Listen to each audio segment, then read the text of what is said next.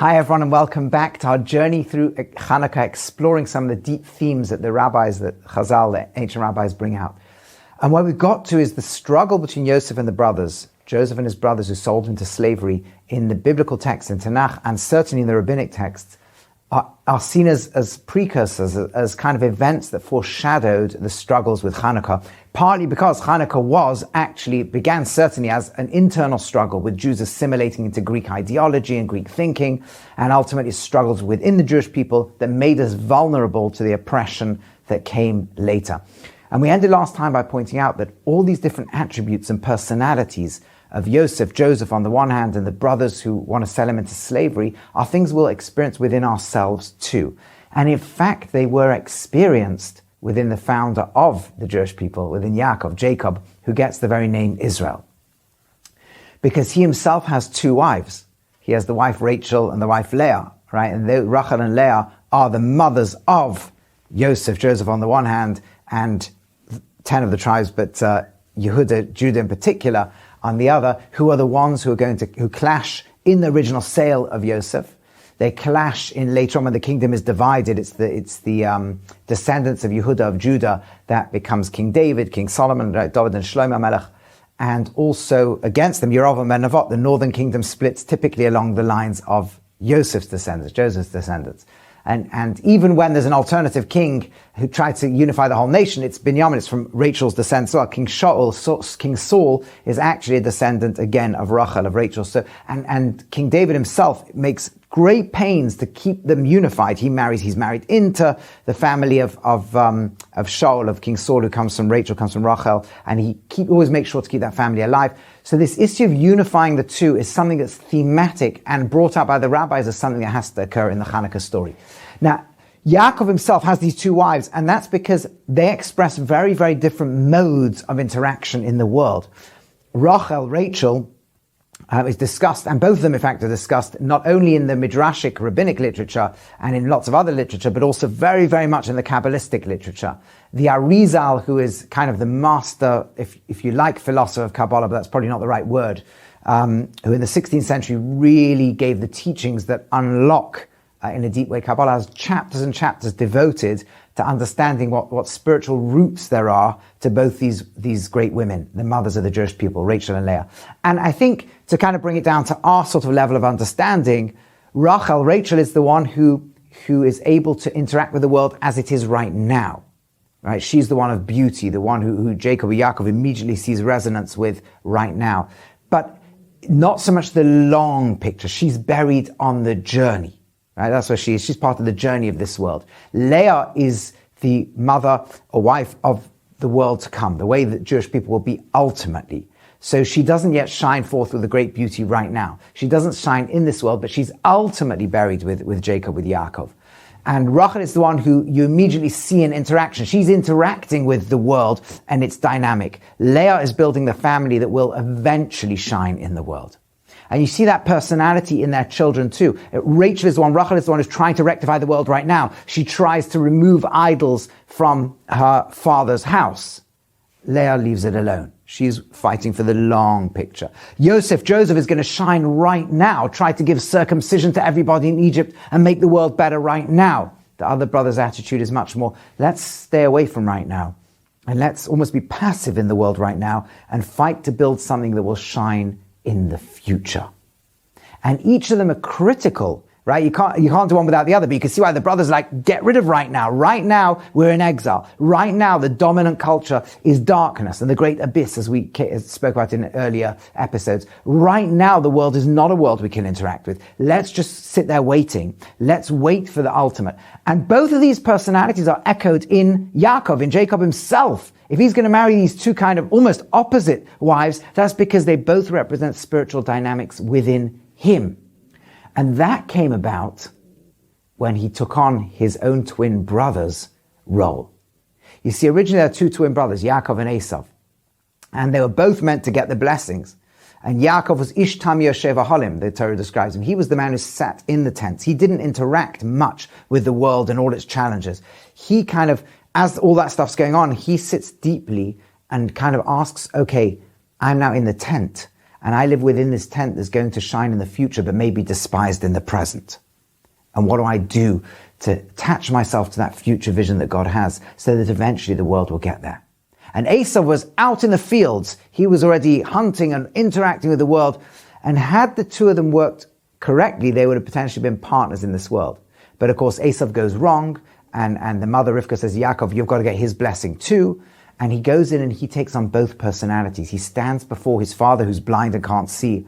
And he stands there. On the one hand, his father says about him, Hakoil Kol Yaakov, the voice sounds like that voice of Jacob, of Yaakov, the one who sits in the tents and has a vision for the future, and for whom I had a separate blessing, a separate bracha. But the hands, the interaction with the world, they're Esau. And he gives him the bracha, he gives him the blessing. And he's not sure exactly who he is. And that's because he's really both. In fact, there's a beautiful medrash that puts it this way. Later on, Yaakov then has to flee. He ends up going to live with his father-in-law Lavan, who is supposed to marry Rachel, Rachel, and he switches him for Leah. And in the morning he wakes up, V'hinei Leah, says the verse, this is the pasuk, it's Leah. And Yaakov, the medrash says that Yaakov says, whoa, he wakes in the morning and she's Leah. All night you weren't Leah, you were Rachel, because when I cried out, Rachel, Rachel, what did you reply? And he calls her crook, the Ramah, you're the crook, Bas Ramah, you're the crook, the daughter of the crook. Right? The swindler, the daughter of the swindler. And she says back to him, and when your father said, Esav, Esav, what did you reply? When your father was blind, wanting to give a bracha to your brother, and you walked in the room instead of him, and he said, Esav, what did you reply? And you could say, that's like a great cutting remark, a kind of a touche moment, you know. You also cheated, so don't blame me, don't be a hypocrite. But the Sassemeth says something that's brought out in a beautiful work called Asufas Marachas of Rav Goldvicht, Zecher Tzadik Livracha, that actually what's going on over here is something much deeper. Leah's saying there were two sisters here and two brothers there, and we were destined to marry one another. The four of us were destined to build the Jewish people. The one who could sit inside and hold out of this world, let go of this world, let go of interacting with it, in order to live a pure form that will eventually lead humanity, live as citizens of the world to come. And another who would live as citizens of the world as it is right now. Olam haba, olam hazeh, the world as it will be and the world as it is now. And because Esav, who was destined to be the one who interacts with the world as it is now, went wrong, you were told by your mother, Yaakov, to take both roles. At that moment, you have to marry both of us. So when I say Rachel or Leah, when you took on the word, when you said Esav, you became my husband and her husband. And now Yaakov sits there with both personalities within him. He must be the one who tries to bring the world to its maximal perfection as it is now, and the one who detaches from the world in order to live in its future state and get the world to it there. And that's a deep schism. And the moment he comes back to Israel, ready to re-encounter his brother, he's ready to actually deal with the same darkness that is the Chanukah story and the same darkness that is the exile that his brother Esau puts us in for centuries afterwards. And we know that because when he leaves Israel, fleeing his brother, it says, Kivah HaShemesh, the sun set. The darkness has entered the world. And never again do we hear of the sun rising until he's ready to re-enter. Obviously, it rose every day, but it means the Torah is teaching us that on some level there's a darkness. He's experiencing the exile, the darkness, the last two exiles from the very first verse of the very first day of the creation. Choshech al Panei HaTahayim, the darkness on the face of the abyss. The darkness that the rabbis told us is Yavan, is Greece. He's in that darkness, or an echo of it, right? Where his family has to stay strong in a world where it could assimilate back into Lavan's culture. And where there's a physical threat too. There's all different threats. And then the family's ready to encounter Esav, right? That becomes the fourth exile, the great abyss. All night he wrestles with an angel. And in fact, he goes back for Pachim Ketanim, right? He's alone. Why is he alone? Because he went back to pick up small jars. Says the Medrash, you went back for the small jars? You care about how to make holiness in everything? I will give your children a festival of the small jars. The festival of Chanukah. And what's Yaakov wrestling with? He is alone and he wrestles with a being. And the Rambam teaches us that you cannot encounter an angelic being unless in an inner prophetic state. And that echoes teachings of the Kabbalistic world, that if he's alone, where's this other man? This other man is within him. It's the angel of Esav who struggles within him because he has those two personalities now within him. And can he reconcile the two of them? And all night long through the dark exile, he wrestles and struggles. And when he succeeds, he gets the name Yisrael, Israel. And then the verse says, he brought the light into the world. Vayizrach loy hashemesh. The light came into the world because of him. And the Maharil in his commentary says, That Hebrew word that distinguishes just the light comes back into the world. He brings the light into the world. That Hebrew word Lamed-Vav, 36. That's what it is, like the 36 righteous people in every generation, like the 36 lights of Chanukah. 1 on the first, 2 on the second, 3, 4, 5, 6, 7, 8, the 36 lights of Chanukah is Yaakov, is Jacob. Somewhere he's almost reconciled everything within him, almost been able to integrate these two personalities, but not quite.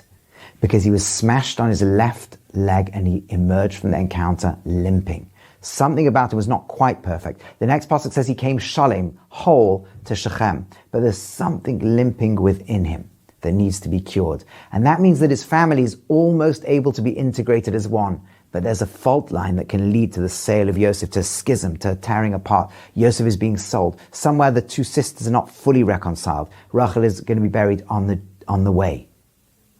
Of course, how many years of life does Rachel have?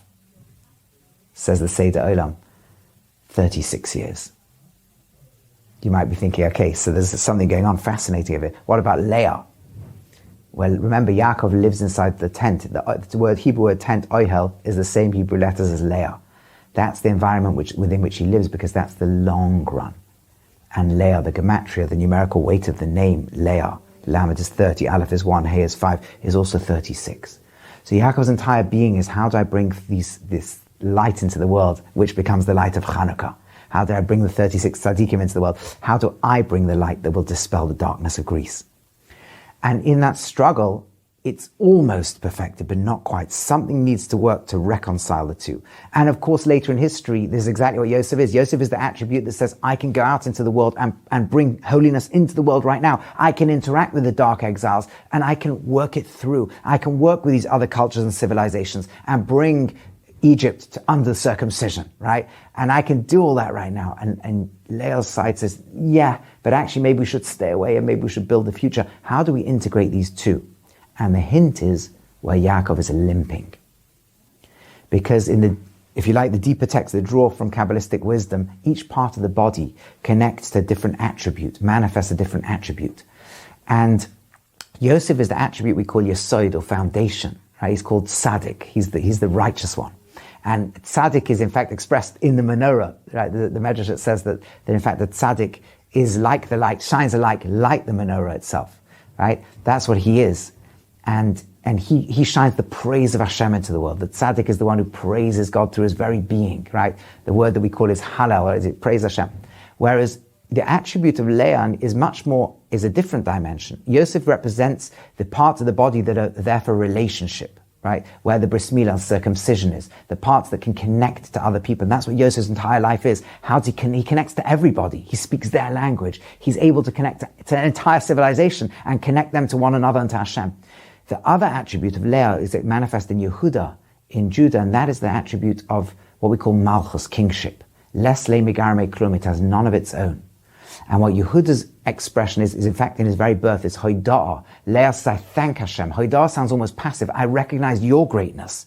I have space to admit, to thank. That's what he does. Yehuda in his life, his greatness is born out in an episode where he admits that Tamar, his daughter-in-law, is correct and not him. It's lahoidos. It's to give thanks. And thanks is a state of almost passivity in creating space for the other. Whereas Yosef is, I want to advance and shine a light into the other. And those two polarities actually become our work of Chanukah. Kavush shmone simei Chanukah elu. We say in the prayers that are fixed to define Chanukah. The rabbis fix the days of Chanukah lahoidos, to admit and step back and give thanks to God.